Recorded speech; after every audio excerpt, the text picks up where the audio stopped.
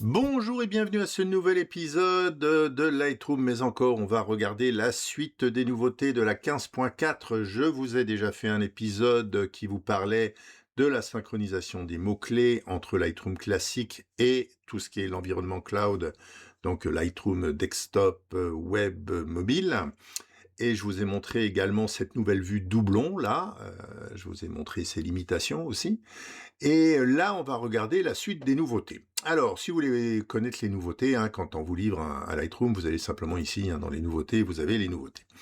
On a masquage du sujet amélioré, donc on va regarder ça. Et on va regarder également ici, métadonnées de la bibliothèque et fils de collection intelligente. Ils ont rajouté des critères pour vos collections. Ça va nous permettre notamment de trouver les photos où j'ai utilisé le masquage du sujet pour vous montrer que le nouveau masquage, il est meilleur. Alors, c'est parti, je suis dans ma collection modèle, très bien, et je vais aller en mode gris, je vais ici, métadonnées, donc vous voyez, j'ai quelque chose ici, il y a Alia, ça se trouve dans développer, donc vous avez Alia, donc Alia, ça veut dire qu'il y a de l'IA qui a été utilisée. Alia générative, ça veut dire que vous avez utilisé l'outil de suppression avec l'IA générative, nécessite une mise à jour d'IA. Donc ça, c'est quand vous avez fait une modification et qu'éventuellement l'IA que vous avez utilisée a besoin d'être réappliquée pour prendre en compte votre modification. Vous avez quelque chose, est-ce qu'il y a une modification par IA nécessitant la mise à jour. On ira voir ce que c'est la différence entre modification par IA et à l'IA. On va voir ça. Et vous avez masquage aussi. D'accord? Donc masquage, ça vous permet de trouver tous les masquages. Là, par exemple, si je prends Alia, je vois ici Alia, si je prends par exemple Alexia ici. Pourquoi il y avait de l'IA? On voit qu'on a dû supprimer, mais c'est pas de l'IA, c'est du tampon standard. On voit par contre ici, j'ai un masquage. D'accord? J'ai un masquage ici, d'ailleurs, qui a un sujet et un pinceau. Pourquoi il y a un sujet et un pinceau? Parce que le sujet sélectionnait pas bien le sujet. Donc on va voir d'ailleurs si la nouvelle sélection du sujet va pouvoir le faire correctement. Donc ça, ok, très bien, on a vu ce que c'était. Et ensuite, si je dis à l'IA générative, alors on va choisir là, développer, à l'IA générative, oui, très bien. Donc là, par exemple, il me dit, on va reprendre Alexia là, il me dit qu'il y a l'IA générative, développement. Pourquoi il y a l'IA générative? Parce que ici, d'accord, j'ai ici une petite IA générative, parce que devait avoir une étiquette, on va simplement faire comme ça. Voilà, il y avait une petite étiquette qui sortait, et donc ça permet de l'effacer. D'accord? C'est pour ça qu'il y a l'IA générative. Donc ces nouveaux filtres vous permettent comme ça de trouver ce qu'il y a de l'IA ou ce qu'il n'y a pas de l'IA.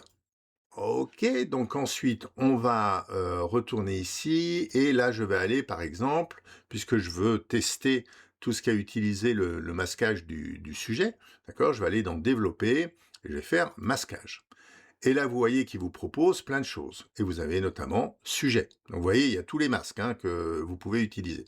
Donc, je vais faire Sujet, et là, justement, j'ai la photo d'Alexia qui est là, et on a vu que j'avais été obligé de faire une sélection du sujet qui reprenait les pieds là, parce que la sélection de base, elle n'était pas bonne. Vous voyez ici, j'ai pinceau plus sujet, et si je retire pinceau, vous voyez que les pieds n'étaient pas dedans. Donc on va voir si la nouvelle sélection du sujet marche mieux. Ce qui est important de comprendre, c'est que vos photos où il y avait une sélection de sujets avant vont pas être mises à jour. Ok, donc c'est pour les nouveaux sujets. Autrement, ça le fait pas. Donc, on va créer un nouveau masque de sujet, puis on va voir ce qu'il donne. Créer un nouveau masque, sélectionner un sujet. Donc là, je sélectionne un nouveau sujet, et vous voyez que là, le sujet, il est nickel. Impeccable. Il m'a tout pris, sans souci. Si on veut voir la différence entre les deux, d'accord? Ici, j'avais un truc pas terrible, et vous voyez qu'ici, il avait pris notamment tout ce qui est l'intérieur là, tandis que là, c'est juste une mèche de cheveux, et tandis que vous voyez maintenant que le nouveau, regardez ici, il a bien sélectionné la mèche et même les petits cheveux, et il a bien sélectionné les pieds derrière. Donc la sélection du sujet va être beaucoup plus précise qu'avant, Ce qui est quand même pas mal comme fonction, parce que c'est vrai que de temps en temps, c'était assez moyen. Alors, est-ce que cette amélioration est uniquement au niveau du sujet? J'aurais tendance à dire oui, je vous explique pourquoi. Là,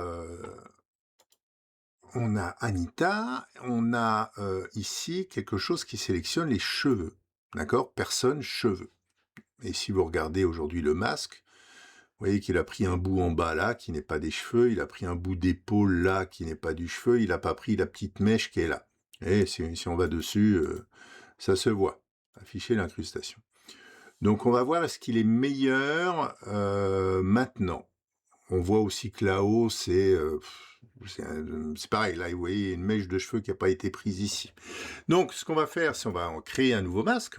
On va faire sélectionner des personnes, hein, d'accord?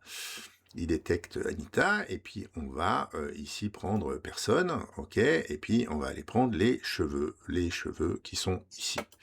Et vous voyez que c'est pas mieux. C'est-à-dire que là, la petite mèche n'a pas été prise, la mèche là non plus, il a toujours pris l'épaule, il a toujours pris le truc en dessous. Donc à mon avis, ils n'ont pas encore véhiculé le truc partout. Et d'ailleurs, si vous voyez toute la personne ici, toute la personne, il n'a pas pris la petite mèche qui est là. Alors tiens, on va essayer, si on fait toute la personne, ok, toute la personne, vous voyez qu'il n'a pas pris la petite mèche qui est là, il n'a pas pris la petite mèche qui est là.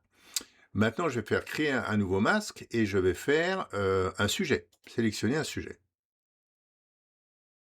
Vous voyez, il a pris la mèche là et il a pris la mèche là. Donc, aujourd'hui, c'est une amélioration au niveau des sujets qui n'est pas encore arrivée dans les autres sélections. Et ensuite, je vous ai dit, on allait aller voir cette histoire de modification par IA.